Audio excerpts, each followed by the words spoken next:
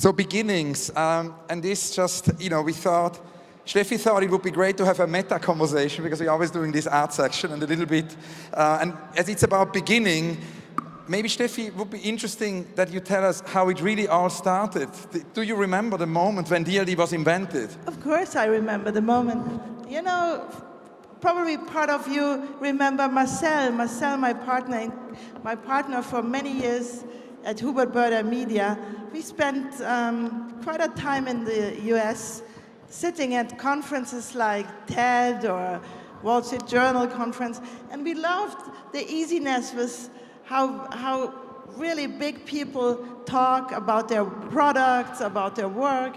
And I thought, this is not possible in Germany. We should do something like this. And this was the beginning. So we invited 300 people in the Nymphenburg Castle, and it was snowstorm, no planes could land. It was terrible, we had no Wi-Fi, we had no internet, but we did our first digital conference in the Nymphenburg Castle. And it was from the beginning the idea to have art. And I think one of the things which is kind of so fascinating is the kind of freedom of the format. Now that there is kind of a great sense of improvisation. It makes it different from most other conferences. That was in the DNA from the beginning, no? No, it's probably in my DNA. I'm not a linear person, and I somehow invented chaos from the beginning on. So with Marcel, who is the opposite, we were a good couple. So, and then was fabulous Christa Marr. Christa, I learned so much from you. You did the Academy of the Third Millennium, and Hans Ulrich was part of this academy, and this brought us together. Yeah, it was amazing. When Christa started the Academy of the Third Millennium, I will never forget, it was the first conference where Bruce Sterling was here, the great cyberpunk writer, and he was sort of mid-90s, and he just couldn't believe that I didn't have an email address. So he urged me to go to a cyber cafe. So it all started in Munich, of me kind of going online. Christa was the first one who in the Burda company who had an email. It was very impressive. I didn't know how to spell email then. And then Christa introduced me to Hans Ulrich. Hans Ulrich, that was 97 or 98. And immediately I was very much impressed about you. And why? Because you are ein Menschenfreund, a friend of man. You know, you are the most open-hearted, open-minded towards other people. Why is it so? What makes you so open? Now, I suppose what we have in common is this sort of desire for making junctions, for kind of bringing people together. And I think in a way, what is really interesting is this idea of production of reality. And you mentioned, it already started with the Academy of the Third Millennium when, we had Carsten Höller and Rosemarie Trockel here in Munich working with scientists and working on a mosquito bus. So that actually, a conference produces reality. And I think one of the things which is so exciting, that actually, it's a bit what Umberto Eco always says for a novel. No, a novel is not just a novel, but it can produce a reality in a similar way like, Orhan Pamuk wrote a novel, and the novel produced a museum. So in a way, when a conference, as DLD, has this free format, it can produce reality. And I think it's very, very exciting. For example, in one of the first conferences, we had Rem Koolhaas here, and it was a panel about the future of the art and architecture school. And almost every panelist said they're the kind of wrong speaker because they're not teaching. And that's exactly why we had invited them, because we wanted to know why today great artists and architects wouldn't teach and how they would actually imagine an art or architecture faculty to work. So Rem said that he really imagines this architecture school, and he started to kind of imagine how it would work. And in the audience was Ilya, who had just sort of decided that he wanted to do something else in life and, decided to produce this school. And it happened in Moscow, it became Strelka. So this idea, that the conference produces reality seems very, very exciting. And there's something else I'm very much impressed.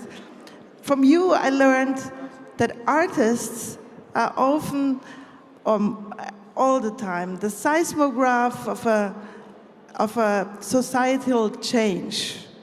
Can you explain this to me? Yeah, I suppose the idea that very often artists, anticipate many things. And I mean, one of the things which I think is also very, very exciting, and that's the thing which took us some time to figure out, and I think that's also what is so special, that one can work on such an art program over now 10 years, because it's a learning process. And at the beginning, we just invited artists whom we thought would be exciting for the DLD, to meet. But little by little, we obviously figured out how fascinating it would be that these are actually artists who, have an innate interest in technology and maybe make themselves inventions, and what would happen if we kind of combine them with the field of technology. And there's obviously a predecessor for that in the 1960s, when Billy Kluwer invented his experiments in art and technology, and he brought together with the then leading tech company Bell's laboratory, leading visual artists like Rauschenberg, and he would bring them together tangibly, with engineers. And so in a way, that was really about 3 or 4 years ago, Steffi, when we spoke, all of a sudden we thought, why couldn't we do the same thing? We're actually bringing together in Munich, artists who have an interest in technology, and bring them together with people in the field of technology so that they can sort of, produce reality together. And the first panel in that regard was actually in 2012, a panel with Karen Archie, Ways Beyond the Internet, where we kind of looked at artists of the post-internet generation and how they sort of reflected on the internet. Then in 2013, with Simon Caste, we looked at the 89+ generation.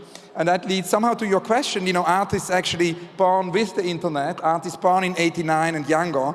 And that project has evolved ever since. And then last year with Ryan Trecartin and Kevin McGarry, another panel which kind of looked at the future of technology. And I think it's only just begun. I think one of the things which is so exciting is that there can be all kinds of pairings and dialogues. So for example, the 89+ artists are now in residence in the Google Cultural Institute in Paris. So in a similar way, to what Billy Kluwer did, artists are brought together with technology, and such collaborations start. It has only just begun. It's true so, but Hans-Ulrich, I always wanted to ask you, and I do it now, coram publicum, how do you get in contact with this 89+ generation? How do you find them?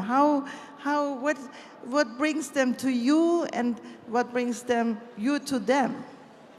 Yeah, it's kind of a longer story. It sort of started actually with the opposite, because Rosemarie Trockel once told me that she thinks I should really go and visit very old people.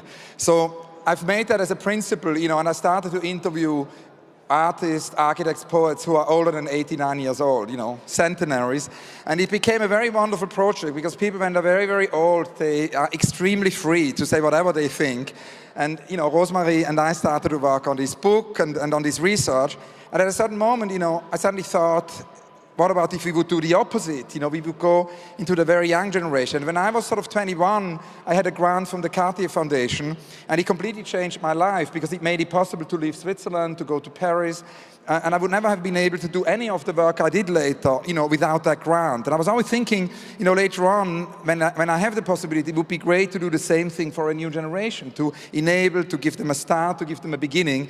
So with Simon, we started to think, and he was somewhat prompted by something Ryan Trecartin, who was here last year. He said that in an interview in the New York Times, he said, soon we're going to see these artists born in the 90s, and it's an incredible generation, I thought it was such an optimistic statement, and we realized we don't know many artists born in the 90s, so we just wanted to find out. So we started this database, which is now more than 5,000 artists, and it's growing, and we think, it's a wonderful dialogue which basically will evolve over the next 10, 20 years.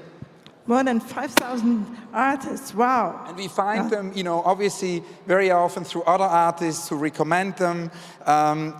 We find them obviously also through studio visits. All the old-fashioned things still continue. Studio visits, exhibition visits, go to art schools, to museums, to galleries. All of that is still super relevant. But then in addition to that, there is the digital research. And we can see through the database, artists from little villages, in Australia, whose work we would never see otherwise, who send us their dossier. So it's not a fashion thing. It's so interesting. Go to the studios, do the research, get into contact. Get into contact with the artists. Yeah, and it's all kinds of different, contact zones, and it leads us very much to our first basically presentation speaker performer tonight, to Isabel Lewis, whose work completely struck me a couple of years ago when I saw her first occasion, because from the very first moment I saw that, I really felt she had invented a new format. But before we introduce Isabel, Steffi, I have to ask you the question I always wanted to ask you, which is the only thing I raise in all conversations, which is the question of the unrealized project. I wanted to ask you, what's the unrealized DLD? What's the thing because you've done so many things. There have been so many extraordinary speakers, so many extraordinary events in Munich. What are the unrealized dreams of you and of DLD? The unbuilt DLD. You want an honest answer? Don't laugh about me. But you know, I love hiking. I really love hiking. And one of my unrealized dreams is to take you all the DLD community, to a hike from Munich to Verona. Let's do a long hike. And imagine the things happen on this hike, the conversations, the ideas we create. Let's do one day a long hike, a long march. Let's do this. Let's do it. Let's do it. It's a great idea. Steffi, thank you so much. Steffi is the greatest junction maker. As J.G. Ballard always says, it's all about junction making. Steffi, thank you so much. And he is the Menschenfreund.